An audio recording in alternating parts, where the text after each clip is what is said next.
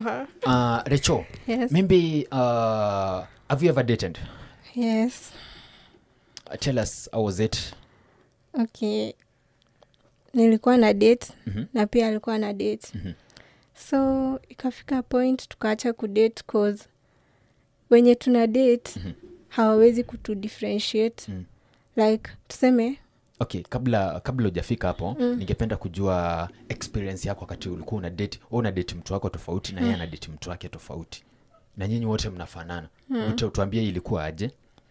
ilikuwa tu sawa. Maana nimesikia hapo umetaja ukasema kwamba like hao watu mlikuwa mna date like hawakuwa wanawa differentiate. Napata nyinyi wote wawili mko mnafanana pale alafu mnawachanganya pale. So ilikuwa aje, maybe kuna incident yoyote ambayo ilitokea pale, maybe amekuja kwako na alikuwa anaenda kwa Rosie?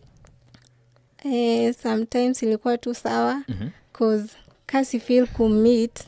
Naambia tu sistangu si uende tu venye atakwambia utakuja kuniambia. Yeah. Msikilizaji wanajulikana kama the Rachel na Rosie. Umesema wewe ukijifeel kwamba utaki kummeet, unatuma Rosie unamwambia enda ummeet. Rosie anammeet. Okay, Rosie umeitumwa? Nimeitumwa. Not once, not twice, not thrice.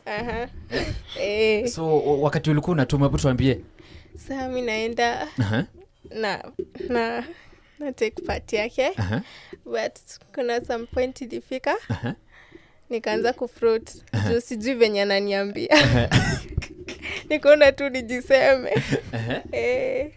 So wende ulijisema.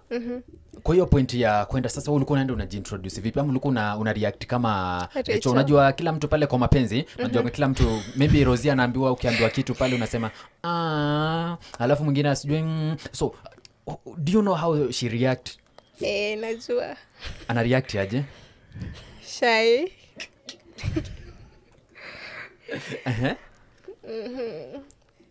Sometimes kauongo.